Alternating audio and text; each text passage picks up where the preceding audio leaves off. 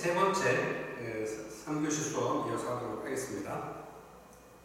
프로그램의 목표 설정과 기준 방법, 이렇게 저희가 이제 프로그램의 목적, 기반의 미션, 비전, 프로그램의 목적, 프로그램의 목표, 그다음에 세부 목표, 그다음에 실천 목표, 이렇게 상세적으로 이렇게 했고, 그게 다 연관되어 있고, 목표나 목적을 설정을 할 때 어떤 방향을 갖고 해야 되는지, 그다음에 목적이나 목표가 왜 중요한지, 그다음에 실천하는 사람한테, 아니면 서비스 이용자한테, 아니면 서비스가 이 프로그램이 가고자 하는 궁극적인 방향이 뭔지, 그다음에 이런 목적이나 목표를 통해서 평가에 대한 어떤 방법들까지도 제시되고 알 수 있다라고 설명을 드렸습니다. 그렇죠? 자, 그러면 프로그램 목표의 설정 기준과 방법은 어떻게 할 거냐? 그래서 프로그램 목표의 설정 기준을 어떻게 설정하는지 한번 보도록 하겠습니다. 그래서 연구자인 패트너, 모니, 마틴이 1990년에 제시한 방법을 보면 첫 번째가 시차 방식이다. 네. 그 다음에 그래서 이제 보면 교재 182페이지를 같이 보면 목표는 가능한 연, 월, 일을 포함하는 구체적인 시간을 설정을 해서 해야 된다라고 설명을 하고 있습니다. 두 번째는 변화를 위한 표적이다. 네.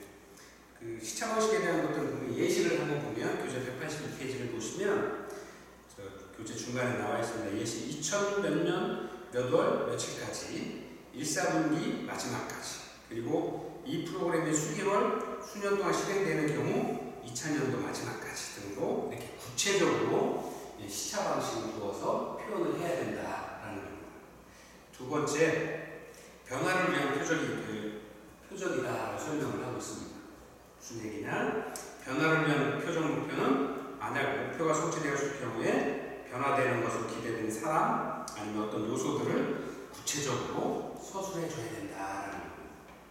시간을 정확히 정해줘야 되고, 구체적으로 어떤 게 변화되는지의 매개체를 정확히 지적을 해주고, 그 다음에 세 번째, 성취되어야 되는 결과물로서 성취 결과 목표는 성취되기를 원하는 결과를 준수해야 된다라고 하는 겁니다. 그래서 두 번째 변화를 위한 표준에서 한번 예를 들어볼까요? 성과 목표의 예시, 다문화 가정 100가정, 90% 빈곤 세대 또는 85% 학대받고 있는 여성 및 아동 등 이렇게 구체적으로 어떤 표적들을 목표에서 지적을 해주는 게 좋다. 그 다음에 세 번째, 성취되는 결과물에 대해서는 100명의 서비스 이용자들을 접촉하게 된다. 또는 50가족이 가족 간의 개선된 대화를 보고할 수 있다. 이런 식으로 구체적으로 진술을 해주는 거죠. 그다음 네 번째, 결과가 기록 측정되고 감시될 수 있는 기준을 줘야 된다라고 하는 겁니다. 다섯 번째가 목표의 성취를 측정하고 실행하기 위한 책임성을 규정해야 된다. 이렇게 이야기를 하고 있습니다. 그래서 결론적으로 말씀드리면 목적과 직접적인 관련성이 있는 것으로 일정한 기관, 성과, 결과 등을 정확하게 표현해 줘야 된다. 그런 것들이 필요하다고 강조하고 있습니다. 자, 그래서 프로그램 목표의 설정 기준 하나 더 보면 첫 번째, 논리적으로 책임성을 명확히 할 수 있는 목표가 상호 연관성이 있어야 된다. 연관성이 있어야 된다는 거죠. 우리가 아까도 잠깐 절신하게 보셨던 것처럼 이렇게 기관의 설립 이유, 비전, 그 다음에 이 프로그램에서 이루고자 하는 목적이 비전과 동일해야 되고 연관성이 있어야 되죠. 그 다음에 이 목적과 하위 목표들 간에도 연관성을 갖는 것들로 이어져 있어야 된다는 거죠. 그 다음에 현실성을 고려해야 된다. 그래서 현실성을 고려 프로그램 목표로 하는 게 뭔지, 성과 목표가 뭔지를 구체적으로 기록해줘야 될 수 있어야 된다. 그 다음에 측정할 수 있는 성취 기준을 설정할 수 있어야 되고요. 명확한 평가 기준을 단 하나로 설정해주면 좋겠다. 그래서 프로그램을 정확하게 설정해주는 기준이 있어야 된다는 거고요. 다섯 번째가 성취되어야 될 프로그램의 목표는 시간적인 기준이 명확히 제시되어야 된다. 프로그램을 작성을 하는데 예를 들어서 중요한 요소일 수 있죠. 1년을 할지 2년을 할지 3년을 할지 아니면 10회기를 할지 아니면 단순한 문제일 경우에 뭐 5회기를 할지 6회기를 할지 이런 것들이 정확히 있어야 되는 거. 그래야 예산도 결정하고 인원도 배정을 하고 하는 것들을 할 수 있죠. 이런 것들이 정해지지 않으면 목적이나 목표에서 이런 것에 대한 구체적인 설명이 없으면 언제까지 해야 되는지에 대해서 서로 책임질 수 있는 사람이 아무도 없죠. 그렇기 때문에 반드시 시간적인 기준이나 이런 것들이 다 제시되어야 되고요. 여섯 번째가 현실성을 우선시할 수 있어요. 현실에서 실천 가능한 프로그램 목표가 이루어져야 된다는 겁니다. 그 다음에 성취 가능한 목표를 설정해야 된다. 일곱 번째가 긍정적인 목표 설정을 해야 된다. 긍정적인 목표 설정이라는 건 뭐냐? 개선될 수 있는 것들, 실천을 통해서 좀 더 긍정적인 방향으로 개선될 수 있는 방향으로. 그 다음에 구체적으로 말씀을 드리면 클라이언트의 욕구가 프로그램을 통해서 더 나아질 수 있도록 그러한 것들을 표현을 하는 목표를 만들어줘야 된다라는 이야기를 하고 있습니다. 그래서 아까 두 번째 연구자의 그 보고서는 같이 봤고요. 세 번째, 그럼 목표 설정을 할 때 이러한 목표 설정을 하는 게 중요한데, 그러면 이런 목표 설정을 할 때 문제가 되는 게 뭐가 있느냐? 첫 번째, 프로그램 목표 달성의 원인은 교재 183페이지를 한번 보도록 하겠습니다. 가장 대표적인 원인 중에 하나가 어느 목표를 궁극적인 목적으로 설정하는 것인가 자체에 대한 의견 충돌에 대비해서 서로 다른 의견을 조정해서 의사결정을 지혜롭게 판단하는 것이 중요하다. 왜냐하면 프로그램을 만들고 새로 만드는 과정 중에서는 참여하는 사람들도 많을 수 있고요. 또 같은 클라이언트 욕구 조사나 아니면 서비스 이용자에 대한 욕구에 대해서 바라보는 시점에 따라서 의견이 다를 수 있고 방향성이 가고자 하는 방향이 다를 수 있습니다. 그다음에 그런 방향이 다르면 목적은 같아도 방향이 다르면 실천하는 과정도 다 다를 수 있겠죠. 그래서 이런 것들이 잘 조정되고 서로 의견을 좀 맞춰서 하나로 갈 수 있는 방법들을 사전에 목표 설정을 하기 전에 충분히 논의되고 의견 교환들이 있어야 된다는 겁니다. 그래서 그래야만 프로그램을 만들고 목표를 만들 때 갈등이 되지 않을 수 있다는 거죠. 두 번째가 한정된 자원을 확보할 수 있어요. 한정된 자원이라는 건 인적, 물적 자원 확보는 어떻게 하는 것이 바람직한지. 그 다음에 그러려고 하면 사회복지공동모금회나 삼성복지재단이나 아니면 현대복지 이런 그 공공기관들 많은 기관들에 대해서 그 자원 지원 기관들의 기업 후보자를 검색해서 확보하는 방법들을 미리 준비를 해야 된다는 거죠. 한정된 자원 이렇게 생각하시면 될 것 같아요. 우리가 프로그램을 하는 과정들, 우리가 프로그램을 기획을 할 때 클라이언트 요구 조사하고 실천 가능한 방법들을 다 하고 기획하고 설계해서 구체적인 프로그램의 방향, 실천 방법도 결정을 하죠. 그러면 그런 과정들에 들어가서 모든 자원들이 사람은 얼마나 들고 우리 기관에 그런 충분한 인력이 되는지, 그 다음에 예산이 들어가야 되는데 그런 예산이 들어갈 때 과연 이걸 국비로 할 건지 아니면 기관에서 모금한 돈으로 할 건지 아니면 여기 보시는 것처럼 사회복지공동모금이나 삼성복지재단이나 아니면 다른 기업의 도움을 받아서 할 건지 이런 것들이 충분히 논의가 되고 만약에 그런 기관들하고 협력을 통해서 미리 그런 것들을 받을 수 있는지를 조사를 해서 알고 있어야 된다는 거예요. 그래서 최소한의 자원들을 프로그램을 운영하기 위한 자원들을 재정 자원을 확보할 수 있어야 된다는 거예요. 그래서 그게 안 되면 프로그램의 목표를 정확히 설정하기 어렵다는 거죠. 그 다음에 아까도 첫 번째에서 의견한 것처럼 서로 프로그램을 진행하는 사람들끼리 관련자들끼리 의견이 충돌이 일어나 갈등이 생기면 프로그램 목표를 정확히 설정하기가 어려운 일이 될 수밖에 없는 거죠. 그 다음에 세 번째, 개인과 사회복지 조직의 목표의 차이에서 발생하는 경우에 조정하는 걸 어떻게 할 거냐.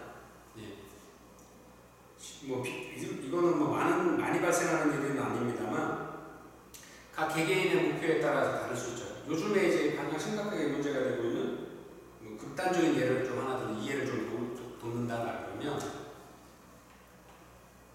프로그램을 하는 사람들이 다 일부 이제 예를 들어서 크리스찬 개신교의 종교를 가지고 있다라고 합니다. 근데 이제 서비스를 이용하는 사람들은 개신교일 수도 있고, 뭐 캐톨릭일 수도 있고, 아니면 뭐 불교일 수도 있고, 아니면 다른 뭐 다문화 가족일 경우에 다른 뭐 다양한 문화를 아니면 종교를 가지고 있을 수도 있죠.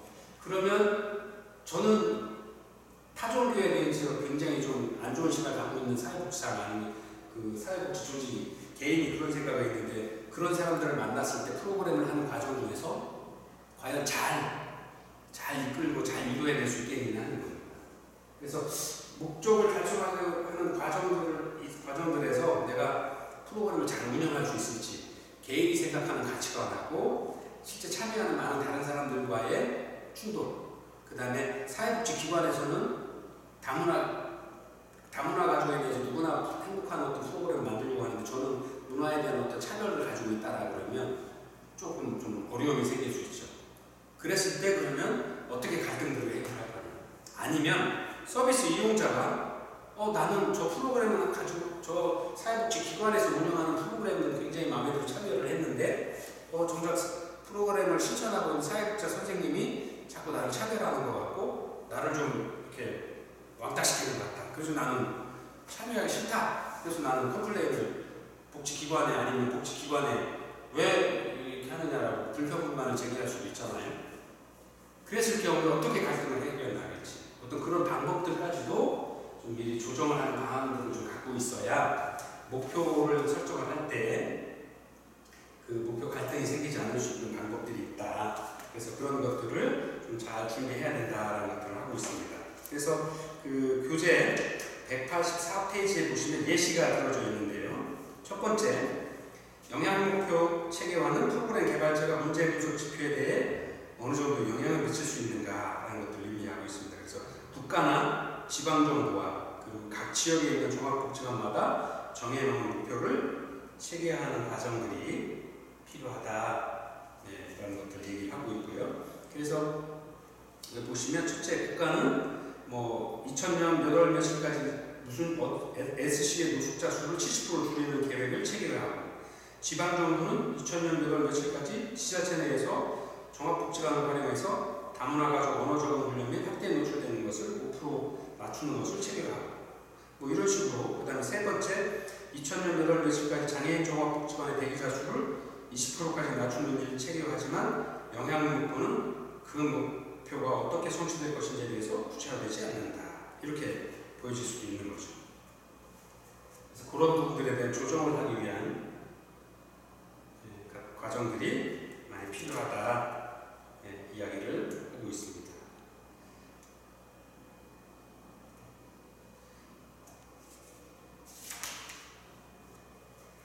자, 그 다음에 두 번째, 목표 전환입니다. 목표 설정 시에 제기되는 문제, 아까 첫 번째는 이제 프로그램 목표의 갈등의 원인을 설명을 드렸고요. 두 번째가 목표의 전환에 관한 거예요. 183페이지를 같이 보도록 하겠습니다. 교재 중간에 보시면 목표의 전환에 대해 설명이 되고 있는데요. 첫 번째, 사회복지 조직체 내외의 형편과 사정에 따라서 발생하는 원인을 찾아내어 목표를 전환하는 방법입니다. 자, 다시 설명드리면 사회복지 조직체 내 또는 조직체 외에서의 형편과 사정에 따라 발생하는 원인에 따라서 목표를 전환할 수도 있다는 겁니다. 첫째, 지역사회 주민들의 욕구가 달라질 때 당연히 목표가 좀 바뀌어야 되겠죠. 이게 갈등 원인이 안 되도록 목표를 좀 바꿔줘야 되고요. 둘째, 서비스를 이용하는 상대적 세력의 반항. 서비스를 이용하는 클라이언트들이 좀 바뀔 수도 있고, 아니면 서비스 이용하고자 했는데 이용하지 못한 서비스 이용하는 반대 세력들에 대해서 또 다른 어떤 반향이 생길 수도 있죠. 이럴 때는 목표를 좀 전환해 줄 필요가 있죠. 왜? 전환하지 않으면 프로그램 목표가 달성하기 어려워지죠. 그래서 그 갈등이라고 표현을 하고 있는데, 프로그램을 목표를 달성하기 위해서 유연하게 대처할 수 있어야 된다는 것하고도 같은 의미로 생각을 하시면 됩니다. 세 번째가 인적 물적 자원을 확보하는 데 있어서 어려운 사정. 모금을 좀 하려고 했었는데 프로포즈를 낸 게 채택되지 않아서 진행하는 어떤 재원이 조달이 안 된다고 했을 경우에 또 목표를 좀 바꿔야 되겠죠. 그 다음 네 번째가 환경적인 변화. 그리고 다섯 번째 마지막으로 사회복지 기관 운영 원칙과 기관 정책에 순응하도록 강요받을 때는 목표 전환의 필요성이 있다. 있다라고 설명을 하고 있습니다. 세 번째가 목표 설정이 제기되는 문제 세 번째 목표 설정을 체계화해야 된다라고 이야기를 하고 있습니다. 첫 번째가 아까 말씀드린 영향 목표를 체계화하는 것. 그리고 두 번째가 성취 목표를 체계화하는 것들. 예를 들면 서비스를 이용한 서비스 이용자들의 결과에 대한 숫자를 의미하는 게 아니라 기관이 목적하는 숫자를 나타내는 것을 말합니다. 성취 목표를 체계화하는 표적 집단을 대상 어느 정도 성취할 것인가에 대해 진술하는 것 이렇게 말씀드립니다. 성취 목표에 대한 숫자를 명확하게 언급하는 것을 말한다. 목표 설정을 체계화하는 게 필요하다는 거죠. 그래서 서울시의 노숙자 수를 200명에게 정상적인 삶을 영위하도록 가정으로 돌려보내는 것이라기보다는 노숙자 200명을 가정으로 돌려보내고자 노력한다라고 기술하는 것 이런 게 필요하다라는 겁니다. 반드시 돌려보낼 때가 아니라 그렇게 안 될 수도 있으니까 그래서 성취 목표를 체계화하는데 그렇게 하도록 노력한다라는 프로그램 목표를 설정하는 게 좀 더 긍정적인 방향이다라고 설명을 하고 있습니다. 또 세 번째 활동 목표의 체계화. 서비스의 결과 대신 투입을 정하는 높이를 의미합니다. 투입할 노력의 양을 산출하는 것으로 계량적으로 표현하는 것을 의미하는 건데요. 예시를 좀 들어보면 서울 시내 역사 주변에 거주하는 노숙자들에게 필요한 상담을 일정한 시간 동안 제공하는 것을 의미한다. 또한 다문화 가족에 속한 이주 여성들에게 일정한 기간 동안 주당 21시간 언어 교육을 실시함으로써 언어 구사 능력을 향상시키며 남편으로부터 학대에 노출되지 않도록 활동 계획을 세우는 것을 의미한다. 이렇게 하는 거죠. 즉 서비스 활동 목표를 체계화한다는 건 뭐냐? 서비스의 결과보다는 투입을 어떻게 할 것인지를 정확히 표현하고 구체적으로 지시함으로써 목표 설정에 대한 갈등이 생기지 않도록 하는 것을 의미하는 겁니다. 그래서 아까 잠깐 예를 들어서 보셨던 것처럼 노숙자들 무조건 200명을 보낸다가 아니라 노숙자를 보내기 위한 노력들을 한다. 아니면 여기서 다문화 가정에서처럼 다문화 가정 결혼 이민자들에게 주당 22시간의 언어 교육을 해서 가정에서 폭력을 당한다거나 아니면 학대에 노출되지 않도록 하도록 하겠다 하는 걸 목표를 이렇게 표현을 하고 기술을 한다는 거죠. 예를 들어서 그냥 폭력에 노출되지 않도록 하겠다라는 거는 굉장히 측정하기 어려운 방향이 될 수 있죠. 그래서 투입되는 부분들을 표현을 함으로써 그 투입에 대한 결과들을 목표로 나타낼 수 있도록 이렇게 표현하는 게 바로 갈등을 줄일 수 있는 방법이다. 그 다음에 네 번째는 서비스 이용자 목표 체계화는 이용자들이 원하는 목표 체계로 얼마나 많은 이용자들이 서비스를 활용하도록 할 것인가를 전수하는 것입니다. 예를 들면 2000년도에는 현재 고용지원센터에 등록되어 있는 실업자들 일정한 숫자가 취업훈련 서비스를 제공받는다는 것을 의미한다. 이용자들이 실제로 목적을 성취할 것인지와 같이 특정의 기준을 성취하려는 목적의식보다는 해당 서비스가 이루어지는 그 자체에 관심 갖는 것을 의미한다. 이렇게 이용자 목표 체계화를 그렇게 한다는 거죠.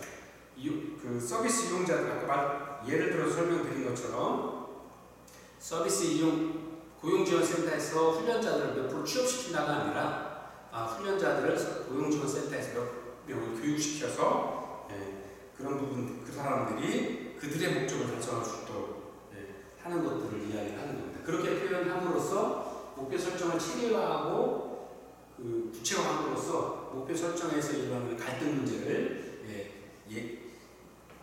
먼저 제거해낼 수 있다는 거죠. 그래서 목표 설정을 할 때 갈등이 생기지 않도록 만드는 것들이 필요하다는 이야기를 하고 있습니다.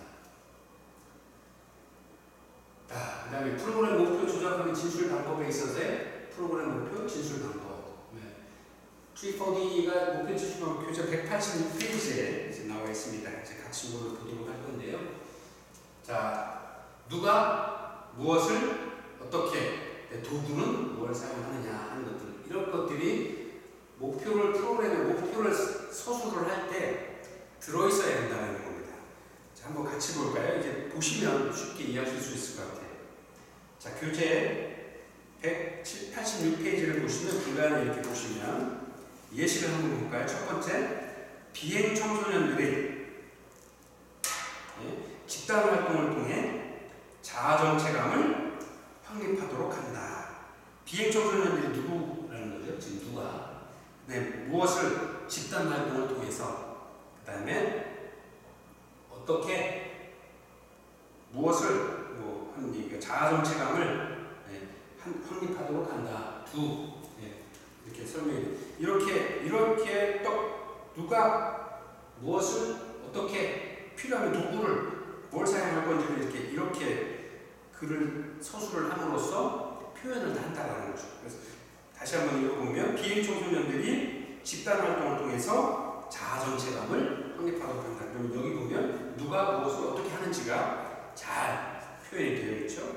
두 번째 예시를 보시면 가족 구성원이 가족관계의 결속력을 증진한다. 누가 무엇을 할 건지, 가족 구성원이 가족관계의 결속력을 증진한다. 하실 수 있죠. 자, 세 번째, 저소득 가정의 자녀들이 누구냐라는 걸 물었을 때 저소득 가정의 자녀들이 뭘 할 건데 다양한 교육 활동을 통해서 무엇을 사회성을 하는 일이 뭔데 향상시킨다. 그래서 잘 기록된 목표를 보면 다시 한번 읽어보면 저소득 가정의 자녀들이 다양한 교육 활동을 통해서 사회성을 향상한다. 바람직한 목표를 진술을 한 예로 이렇게 들고 있습니다. 그 다음에 두 번째,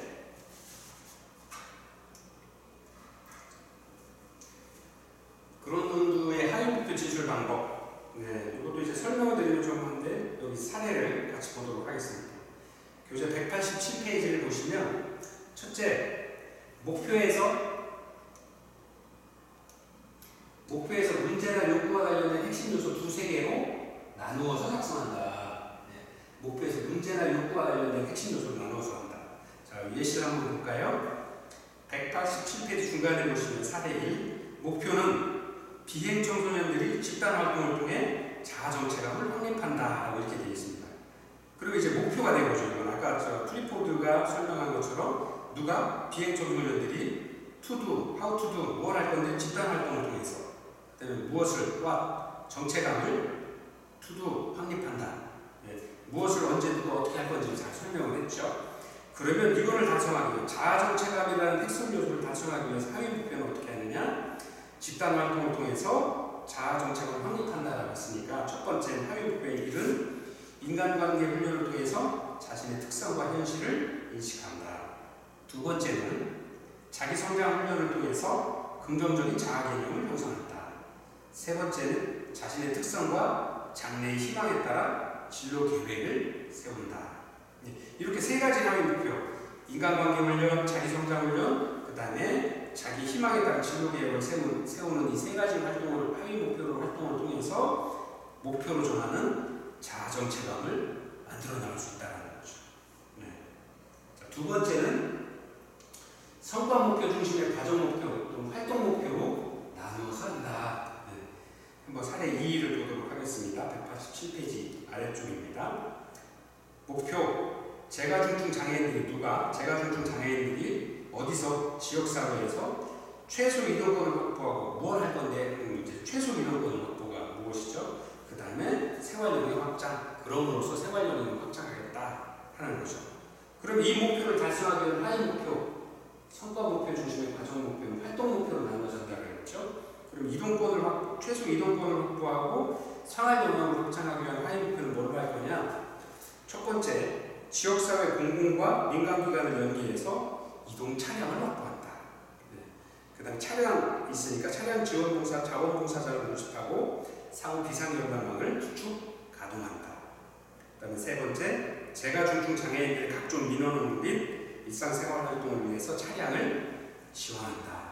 이렇게 하위 목표를 통해서 상위 목표인 재가중증 장애인들의 최소 이동권을 확보하는 방법, 그런 것들에 대한 진술 방법을 아주 좋은 예를 보여주고 있습니다. 그 다음에 세 번째는 목표 달성을 위한 도구 또는 수단을 두세 개로 나누어서 하위 목표를 작성한다. 교재 188페이지 세 번째 보시면 사례 3번을 보시면 목표가 저소득 한부모 가정 아동들이 특별 활동을 통해서 잠재력과 능력을 개발한다. 그럼 여기서 특별 활동이 바로 여기서 이야기하는 목표 달성의 도구 또는 수단이 되겠죠. 그러면 하위 목표는 이 도구를 어떻게 하는 거냐인데, 첫 번째, 저소득 한부모 가정 아동들이 성장 집단 활동을 통해서 자신의 특성과 취미를 발견하는 한다. 두 번째는 저소득 한부모 가정 아동 미술, 운동, 독서 등 특성에 알맞은 교육 활동을 통해서 아동의 능력을 개발시킨다. 즉, 이렇게 하는 특별한 도구적인 활동을 통해서 아이들의 잠재력과 능력을 개발하는 상위 목표를 달성하게 되는 거죠. 그 다음에 네 번째, 세 번째죠. 가근의 목표 진출 방법, 하위 목표를 통합해서 작성하는 방법이 있다. 하위 목표를 세분화시키는 요령에 대해 주장을 하고 있고요. 먼저 핵심 요소를 두세 개로 분화시키는 방법을 활용해서 하는 거죠. 첫 번째 사례 4번, 188페이지 하단에 하위 4번, 사례 4번을 보시면 목표는 실직 고령자들이 자신감을 회복하고 재취업의 기회를 확보한다라는 상부 목표를 갖고 있습니다. 그래서 이런 걸 하기 위한 하위 목표 통합 작성 방법은 실직 고령자들이 구직 동기를 갖고 자신감을 회복한다. 실직 고령자들이 재취업 훈련을 통해 취업의 기회를 갖는다. 이렇게 하위 목표를 작성한다라는 예를 보여주고 있는 거죠. 그 다음에 또 하나의 사례를 들면, 집단 활동의 기회를 주었을 때 놀이를 통하여 상호작용을 함으로써 사회성을 함양한다. 또래 집단에 참여시켰을 때 토론 활동을 통해 상호작용을 함으로써 사회생활에 대한 필요한 기본 등 기능을 습득한다. 집단 통일 기회를 주었을 때 적극적인 참여를 통해서 자신의 가치관을 정립하여 올바른 청소년상을 확립한다. 라고 이렇게 여러 가지 핵심 요소를 나눠서 분화시켜서 사회 목표를 작성하는 방법들을 예를 잘 보여주었습니다.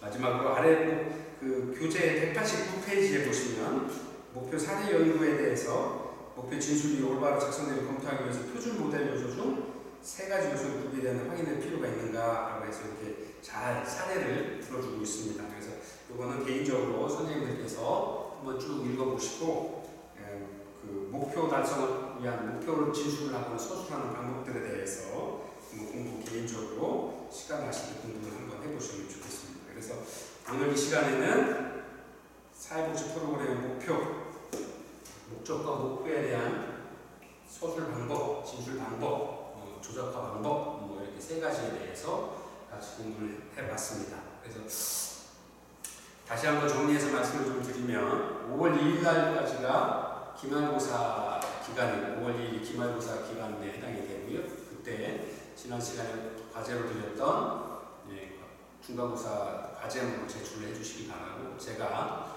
약속드렸던 대로 다른 기관에 제안서를 하나 잘 작성된 것들 하나 샘플을 구해서 카톡방에 사진으로 올려드리든지, 그렇죠. 컴퓨터가 또 없으신 분들이 있다라고 그러니까 과대 선생님한테 카톡방으로 그 자료를 사진을 찍어서 잘 올려드리도록 하겠습니다.